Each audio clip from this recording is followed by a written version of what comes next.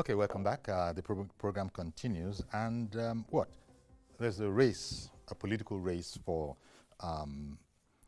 Lagos local government polls. It's heating up actually because the candidates, the aspirants have begun to pick up forms, and so people say it is hotting up. I have one of those aspirants actually with me. He's Mr. Biodun Koka. He's the APC. He's an APC chairmanship aspirant. I can only use "the" when the time comes. But for now, you are one of those who are aspiring. Yeah. And all of you people have to pick up your forms. Yes, because it might not be any money to you people, but still, to most Nigerians, 5 million naira is what you have to buy a form for. And additionally, there's a 500,000 naira administrative charge. Yeah. And then, of course, you know, there are the usual APC kind of waivers. If you happen to be a woman, if you happen to be a youth, you know, there are discounts from here to here. Yeah. Do you qualify for any of those discounts? No, I don't qualify. Because you have to be 25 and below to qualify for one of them. Then you have to be a woman, you know, female, to qualify for some of those things. No gender equality there. Yeah, no. It's a supportive discrimination, you know, that kind of a thing. So here we are. You would actually, you know, you see yourself as the chairman of the Lagos Island local government area. Yep. Well, the first thing is, let me have this kind of a conversation with you. When did you come into politics? I mean, the interest, where is it coming from? Is it from school? What has given you this interest? Because I've seen some pictures, some videos, and I've seen a mammoth crowd that attended your, you know... declaration. Declaration. Yeah. So I say, where did this gentleman, when did he start? Where did he start from? So tell me about your journey into politics, briefly. Yeah. Thank you, Mr. Yori. Thanks for having me. I was born into a political family. Okay. And I'm a proud son of Lagos Island. That is Koka. Yeah. Koka of Lagos. My dad used to be he was once a vice chairman of the local government. You're talking in the 80s, so I was a baby then. But then our houses were political meetings. I mean, there's a big group called Justice Forum. Yes. That political group started in Lagos Island. The Lagos Island branch started in my dad's house, and we were small. We used to go to Iga Kosoko to get, we call it Iga Palaces. Did you put Fone into Iga Kosoko? Iga Kosoko. We go to Iga Kosoko to get chairs and bring it up. So all the prominent politicians you see in Lagos today, they used to come to our house for meetings, and we used to, you know, facilitate those meetings. And my dad has aspired for different things. In aspiring for those offices, we played an active role in that. I mean, me and my siblings. Then also, our dad runs a magazine, free magazine for the party, from the AD days to APM to ACN to APC. We used to go with our dad to any political function. When our president, he was governor, we had access to any political gathering. So it's kind of in the blood. Wow. Yeah, so it started from there. I can see that. Then in terms of the crowd you are alluding to, yes, it's been on, like, among all the aspirants, I'm the only one with a campaign office, which we've been running for a year. So we've been putting in the work for the last 1 year. So it was easy to get that crowd. People who hear about your ambition think that it's a very tall order. Not impossible, but tall. And they say this because and they think of the vice chairman, chief of staff, the deputy leader of the house, all of this in Lagos, especially as it relates to Lagos Island. Yeah. All of them are also in the contest. You have names like Eshilokun. And people say, well, with names like that, can anybody else show face? What would you say to people who say that?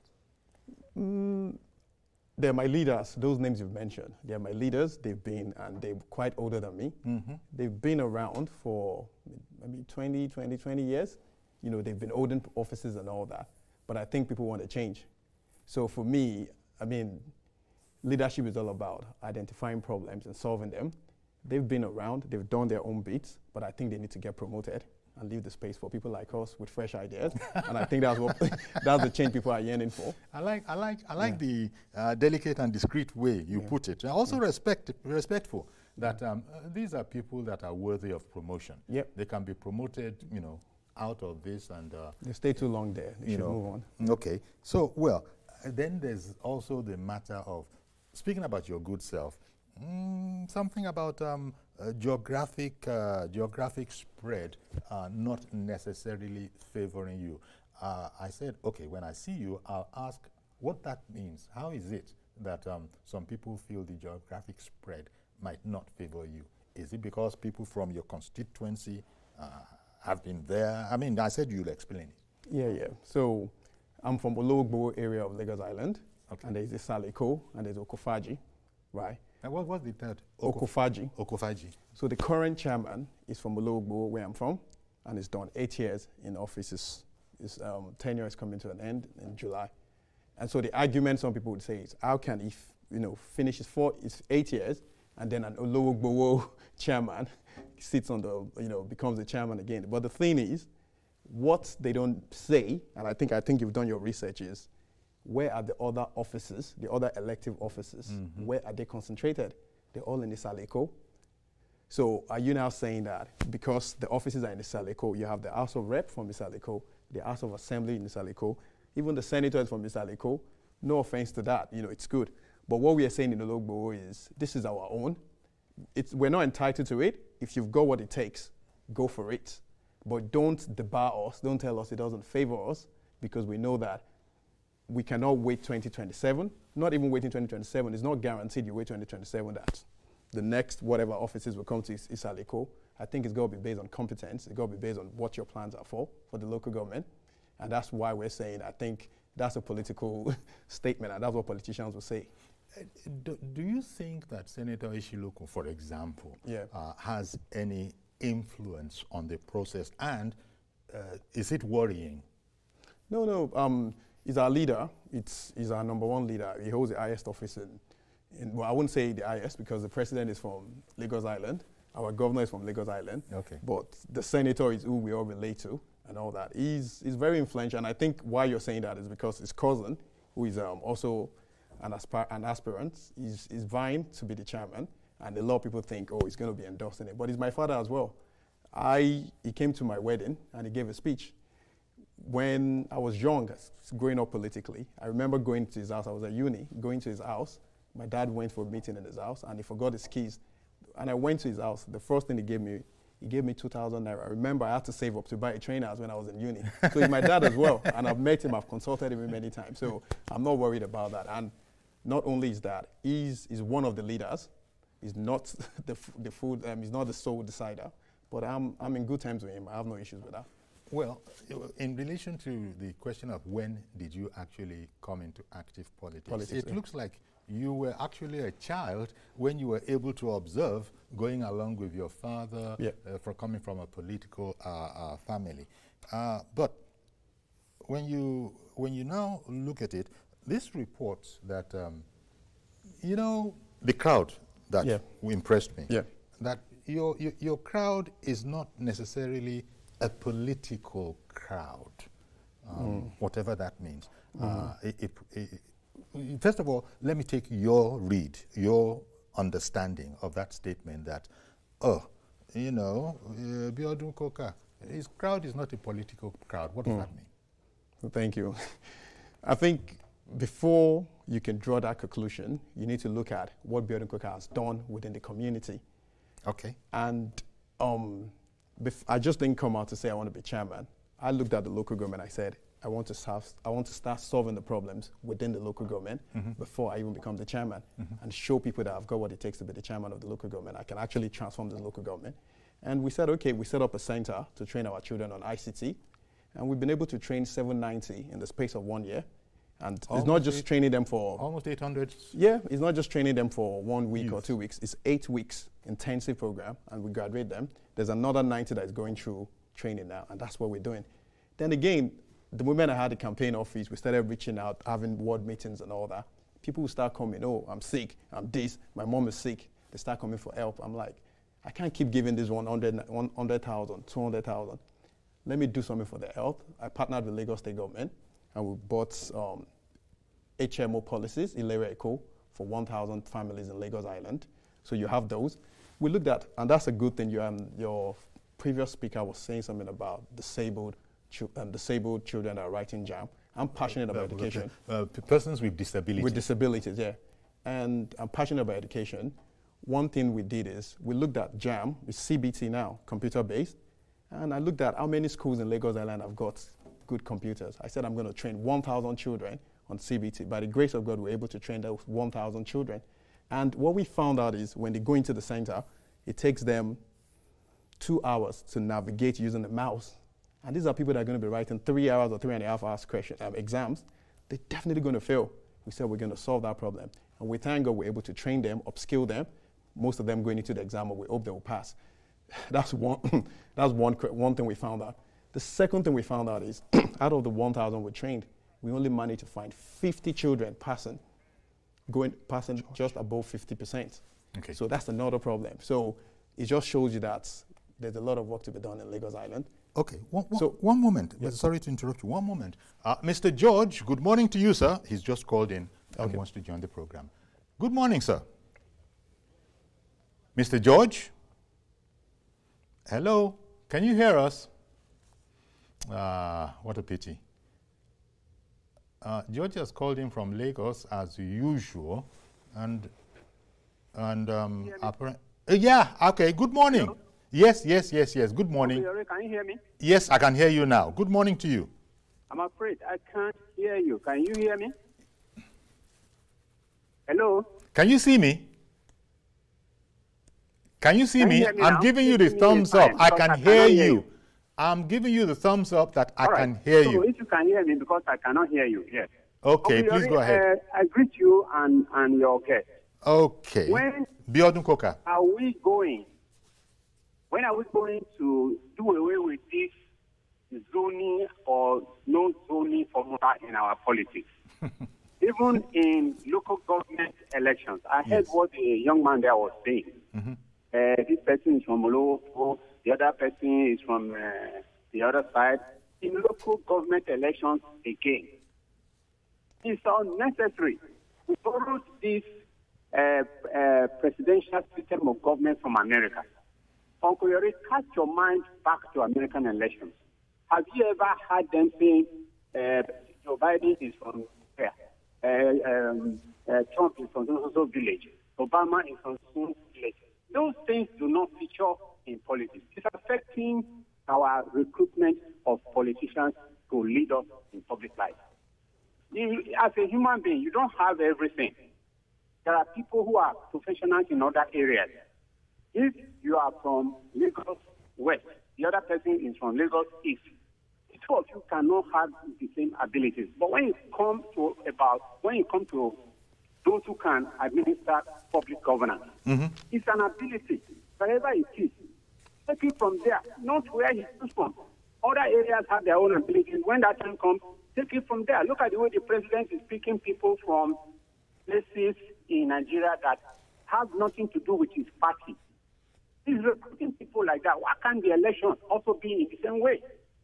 All right. Good morning. Good morning. Thank you very much for calling in.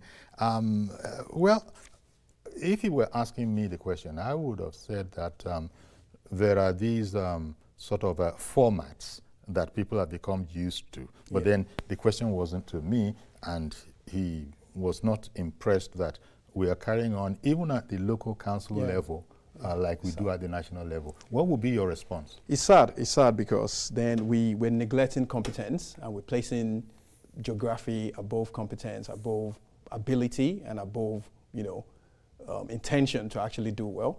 And but wouldn't your party, for instance, say that, look, when these things were designed, it was about spreading it out so that, for instance, we have the southeast, southwest, so that everybody can feel included. Otherwise, there might be a situation where only Isaleko candidates have a look in. And that's the situation we find ourselves, because everything is in Isaleko now. So how do you correct it?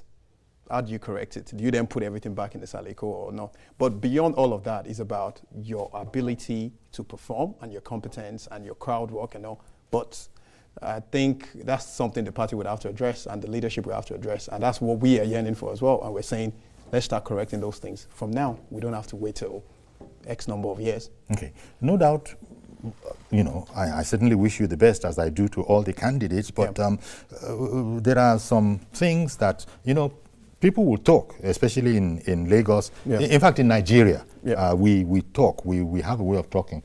Now, the fact that a couple of markets have been demolished, Ojoba and Kwelewura markets, people feel that this might work against you and that there might be resentment built up against whoever wants to now come and ask for their votes. You mean against the party? Yes. Yeah, because we have crowd in those markets you mentioned. I mean, good people. I'm not just saying crowd, and you know, people loyalists of the party. But saying that, you know, with that happening, I actually believe that they were properly engaged in the course of doing that. But beyond that, I personally, I'm saying I was able to mobilize over 4,000 people to the party, and I could tell you maybe 2,005 of them are between the ages of 18 and 23. And these are people with no PVC, people with no party affiliation, but they are rooting for Biodun Koka. I can guarantee that. I can put that within the party. So you can eat your cake and have it. You lose some and you win some, but I think we can make up for it. And those people also, I think the place is going to be rebuilt, and obviously if I'm in government, we're going to see how we're going to bring them back in our own little way. Okay. Yeah. Let me bring in Rahman. Rahman in the UK has called in. Good morning, Rahman. People feel that this might work against you, and that they might... Rahman in the UK. Good morning to you, sir. Or against whoever wants to now come and ask for this. Can you hear me? Rahman in the UK. Yeah, because we have crowd in those markets you mentioned. I mean, good people are not the same. Okay. I think I understand what's going on. Is Rahman there?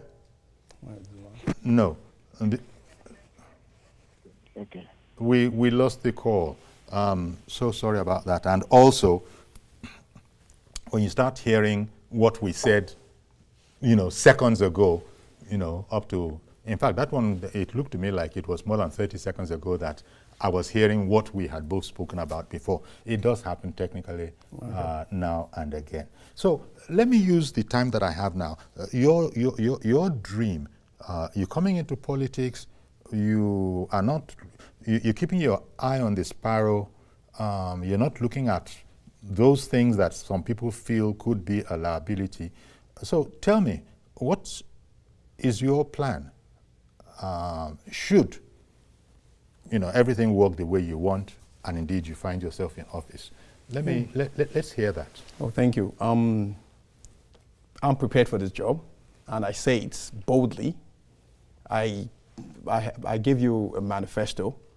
What we did on Thursday, so the party came out with the guidelines on Tuesday, and on Thursday, we did a declaration. Not only did we do a declaration, we actually unveiled our manifesto. And what you have in front of you there is just the abridged version. By the way, I didn't introduce you properly because I could have added that you're a chartered accountant, not just a chartered accountant, you're a fellow FCCA and AFA. Yes, so, you know, I just thought because, you know, it's part of the whole package. Who is it? And I see here, anchored in service, empowering lives in Lagos Island. Okay, you've spoken a bit about the service. So tell me about what else you think you can bring to bear, bearing in mind that there's someone there now, he has a record, people have noticed that record. No doubt you must be wanting to build upon that. I mean, in some quarters they would say, I don't like the idea of people saying, oh, I don't think anybody goes into position not to perform, but people perform to the best of their ability. And I'm coming with a blueprint called the Irorunde Impact Manifesto. And all we're trying to do is saying, look, we're going to transform the local government. We're going to bring in ideas, lofty ideas. I've done extensive research. I've spoken to people from all walks of life. I know what people are asking for. And if you look at the manifesto, we're coming up with innovations. We're going to roll out something called LIDA, which is Lagos Island Data Access, Data Administration, that is just going to change the way we do things in the local government. It's also going to improve our revenue. I'm clamoring for, and I like what our president has done with the local government autonomy. Local government should be self-sufficient. If you're getting anything from the federal government or from any statutory allocation, you should use that on capital projects. But in terms of your recurrent expenditure, I'm an accountant, and all I know how to do is turn 1 naira to 1,000 naira, you know, and optimize revenue. You should be self-sufficient. You should be able to run the local government with what you generate. I look at the Lagos Island local government's revenue, about 4.0 million. Only 7% of that is internal generated revenue. So all we're doing is just waiting for money to come from Abuja. That's wrong. It's not self-sustainable. No, we're going to change that. And we have a blueprint for that. We're going to block the leakages. We're going to look at other ways by which you can make money. And all of that is all in that manifesto. I don't know if time permits me to do that, but everything is all in that manifesto and it's available online. I certainly will take a look at it later on. But when you say that, I hope this doesn't mean more taxation for the people, because people are groaning under the weight of all sorts of taxation. There are taxations that you pay even if you're not from Lagos. You know, if you are an Omoeko and you happen to be living somewhere else, we are all paying taxes. Your idea now about what is going on now is not sustainable. Might this now lead to, you know, local government people chasing citizens all over the place? No. The money are being collected, but it's not going to the right channel. I see. And you eliminate human interference in that, and the money goes to the right channel. People are not going to pay a penny more. They're not. And that's just one avenue. In the course of me just putting up my banners and posters in places, I don't know if you're familiar with Lagos State's signage board. They make money, and they split the money with the local government. We're able to identify places where you could have ad spaces, local ad spaces that people were willing to pay, because I was putting my banners in those places. We're going to create such an avenue for small businesses to advertise their business. We're not going to make the money. The money goes to the state government, but we're going to get more portion of it because we're creating those things. Nobody knows our local government like us. Yes. That's just one example. So it's not all about, oh, we're going to tax people more. We're just going to look at those innovations, and it's all on there in the innovations in ways of blocking the leakages and money going to the right channel. Just in passing now, you talked about the signages in Lagos State. Yeah. I mean, a lot of people use the Third Mainland Bridge. Yeah. That place is blinding with all sorts of communications, both on the left and on the right. Yeah. In fact, I don't know how people want you to drive safely, and you politicians keep on putting out all those messages there. It's our season. It's your season. So once it's off our season, we get it out.